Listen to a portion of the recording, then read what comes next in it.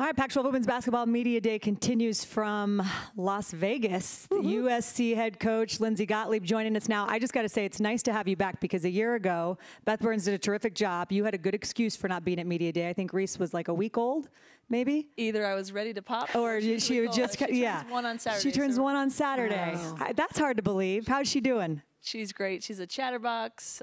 She's a bundle of joy.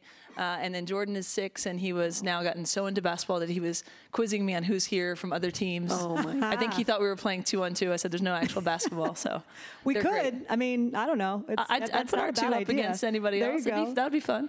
I love it. Tell me about your team this year. I know, obviously, you've got 2 terrific players and one of the new incoming freshmen that everyone's so excited to meet. But what excites you about this group? Oh man, the competitive nature. I think, heading into year 3, our culture's really strong. I know people throw that word around a lot, but I come into practice every day and they raise the bar. They're fun to be around. They're really about winning. They're about one another. We've got some talent in that gym, but really I think it's that collective identity of trying to get USC basketball back to heights that we've been at in the past, and it's an exciting journey.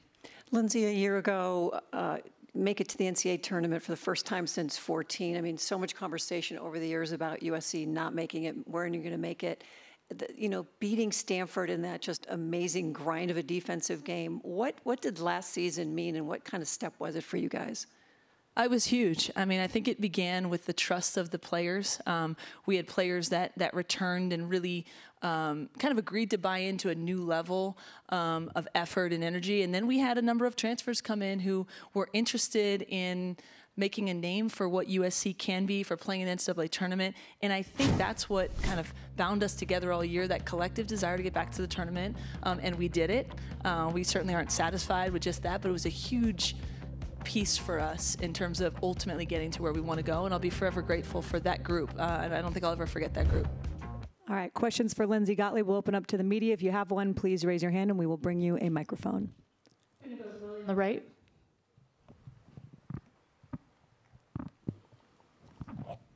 Hi, Lindsay. Willie Ramirez with the Associated Press. So as I was getting here this morning, I was texting with a good friend of mine, Coach Billy Hemberger, who is very emotionally invested with your program, obviously. So for the locals, I'm sure they're interested, and a lot of others. Aaliyah Gaines, talk a little bit about her progress, but also how inspiring she's been for the rest of the roster to see what she's gone through and where she's at. Yeah, I appreciate the question. So this time last year, Aaliyah had just learned to walk again, was getting into a day-to-day routine, and where she's come is just, it's nothing short of miraculous, and I don't say that lightly. It's unbelievable to see the impact she's made on her team, and now, she's fully cleared. She's full on practicing, which is unbelievable. She still has a ways to go to get back to I think what she wants to be and where she wants to be, but there's not a day that goes by that she's not an invaluable member of our team. Her energy, her joy, her resilience, I mean, she's lived it, right? And I think that our team just loves her as a human being, but when they stop and think about what she's fought through to get here, it's no doubt that it's on our minds as an inspiration all the time. She's a pretty remarkable young woman. Cindy? Cindy Brunson, Pac-12 Networks. Hi, Lindsay. Hi, Cindy. How are you? I'm good. Awesome. Quick question for you regarding your ability, whether at Cal or USC, to put people into the WNBA. I take you back to Aaliyah Clarendon and what they have done to impact the W, all the way to Katie Sissoko, who I got to talk about all season long in Phoenix, which was so much fun. What is it about your philosophy that prepares players for the next level?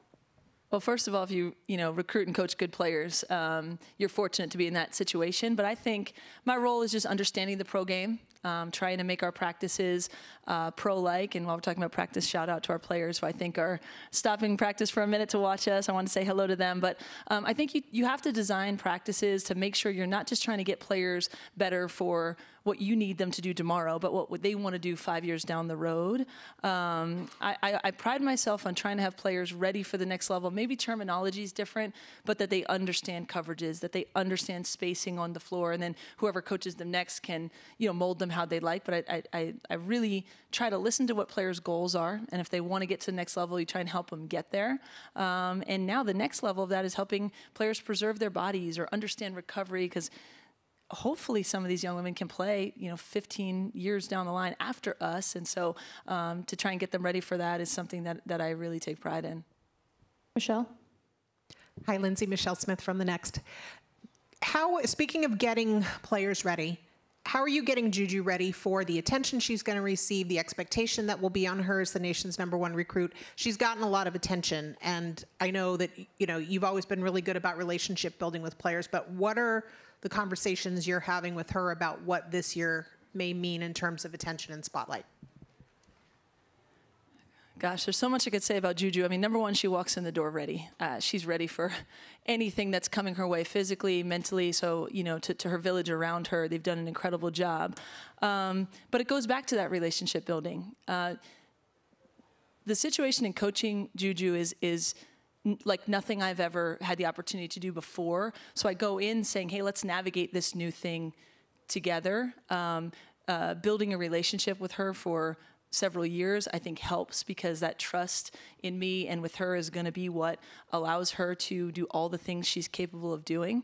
I want her to be able to be a typical freshman and have all those experiences, and struggle with things and learn from things. And at the same time, with the recognition I have that she's anything but typical. And I think going into it with that kind of duality of awareness, I think will give us the chance to allow her to shine. But really, Michelle, I need to get out of the way and let her be her, because she's so special. The bedrock a year ago was defense, and the buy-in from so many different players from so many different places was really, in games it was one thing, but to see it in practice was another. And when you add some talented people to that, defensively, can you replicate what you did a year ago? Can you be better than 10th in the country? Because it was one of the more locked down kind of defenses I've seen in a long time. Yeah, I mean, it was something to behold a group of people that never played together coming in and having that common denominator to be our willingness to defend. And as you know, Coach Beth Burns there's no one better in terms of helping to instill that defense. So can we be better than that? I think the mentality remains, right? We have a group of people who really care about that end of the floor, who want to defend. But each team's a little bit different, and I hope that we're scoring a lot more points than last year. I think that we're capable of that. There'll be more possessions. We'll play faster.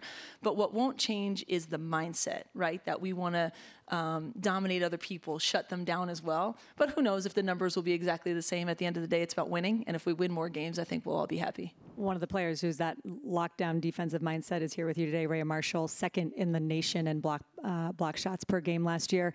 Talk a little bit about her before she comes up and joins us, and what you've seen from her in the offseason and what you need from her this season. Well, she's the fittest she's ever been. We have a strength coach, Coach Kelly Dormandy, who has done wonders with our entire team. So I think Raya has hit another level of fitness. Her growth and maturity has been just something I take a lot of pride and joy in being part of. She played for USA Basketball this summer. To see her embrace that opportunity as a leader, she's become a vocal leader and a day-to-day leader for us. And then she just has such a knack for protecting that rim, and her shot blocking excites people, it energizes people, and so obviously we're excited to have her patrolling the paint for us. I know you are a proud Ivy League graduate. So you go out and bring in 3 Ivy Leaguers as grad transfers. What is it about the Ivy League player in USC and the connection that you've developed? First of all, they're all way better than me. The Ivy League level of basketball has grown tremendously, but I think there's something unique about it. And the first thing I would say, the transfer portal is something I think that's here to stay, but Ivy League players could not stay for their COVID year. It's not allowed. So it's unique in that they come, with coaches behind them from their previous schools who are super supportive, with teams, with the whole league. So it's kind of been a neat thing where I have, all the Ivy coaches, rooting for our success and their success. But they're all hoopers. I mean, they're really good. The 3 of them, Kayla Padilla, Mackenzie Forbes, and Caitlin Davis, they're all going to contribute significantly for us. They've played a lot of basketball. They've had significant roles, and they want to win. And I think that balance of really mature, older kids with you know, such young talent like Juju, and we have Malia Samuels, another freshman, and Taylor's younger, and that's kind of a neat mix. But they're going to be hugely important to our team this year, and we'll probably be the only ones in the country talking about, you know, that Brown Dartmouth game on a Friday night and what happened. But I've got 3 of them who care about it like I do. Michelle on the right. Lindsay, you've been attached to this conference for a long time. This would have been your team's last year in the conference, regardless of what happened. But obviously, this is the last year for the conference generally. I just wanted to know kind of if that's in your thoughts today. Nope. I mean, my thoughts today are the tremendously talented young women who are here, the coaches that do such an incredible job, and the strength of this league. That really is what it's about today, Michelle, and what I think the focus should be on for the entirety of this season. There's so much good basketball in front of us, and that's what we're thinking about. I saw on Instagram about Cheryl Miller coming to your practice. In my opinion, the greatest player to ever play women's basketball. What's it like when she's communicating to somebody like Raya Marshall? And because Raya has a lot of the talents that Cheryl had. I mean, it's goosebumps whenever I get to talk to Cheryl, interact with her.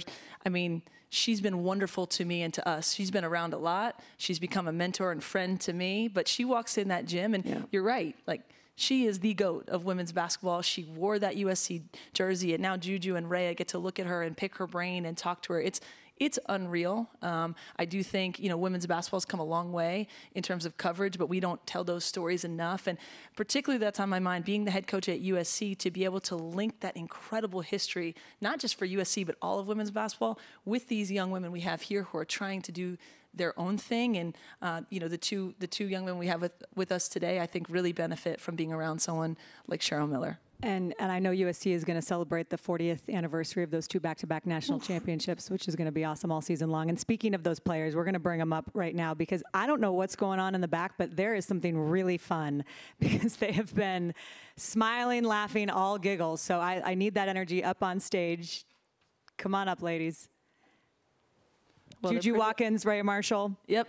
They're pretty awesome, so ask them the tough questions. We will. Lindsay Gottlieb, thank you so much. Best of luck this season.